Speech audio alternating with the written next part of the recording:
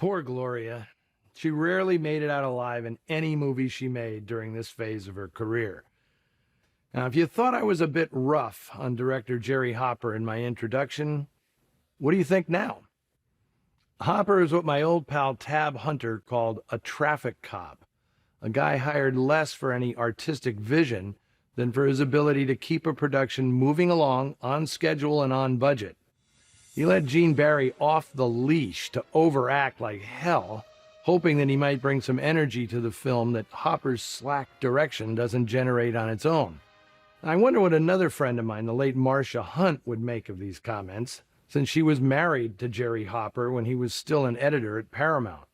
It's not my intention to disparage the guy. After all, he'd earned a Purple Heart in World War II shooting combat footage in the South Pacific. But when you are assigned 14 pictures in 4 years, your job is more about logistics than inspiration. Granted, this script is derivative of other better films, but it's interesting to imagine what a creative and resourceful director like Don Siegel, or Phil Carlson, or Joseph H. Lewis might have done with the same meager material. I better stop now. Jerry Hopper had 15 grandchildren when he died in 1988, and some of them are still active in the business. Now, I mentioned in the intro that Naked Alibi feels like a television show. The spare sets were hastily constructed on sound stages, and there's more fill light in the interiors than you find in 40s noir. That's so they didn't have to reconfigure the lighting between shots. Flatter is always faster. Studios leaned into this approach once movies started being sold to television. Early TVs couldn't deal with the darkness of the noir style, and cinematographers were told to lighten it up. Jerry Hopper, being a loyal studio workhorse, went along with the program.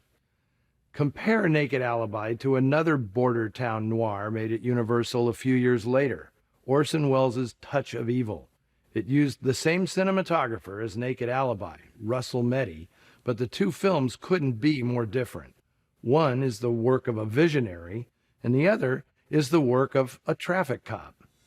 Gene Barry wasn't the only member of the cast about to hit big in television.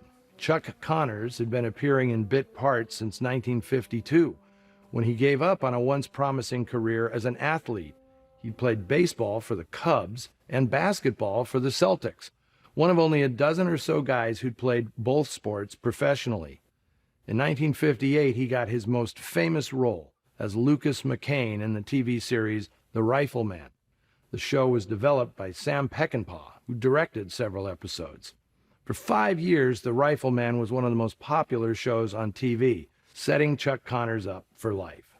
Well, I hope you enjoyed this week's movie, regardless of my critical assessment. Hey, one man's gruel is another man's caviar. But don't worry, Noiristas, I am going to make it up to you.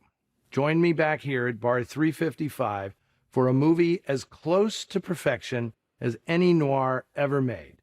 Fred Zinnemann directs a terrific script and an outstanding cast in the 1948 MGM thriller Act of Violence, starring Van Heflin, Robert Ryan, Janet Leigh, and Mary Astor. That is next week. And until then, see you in the shadows.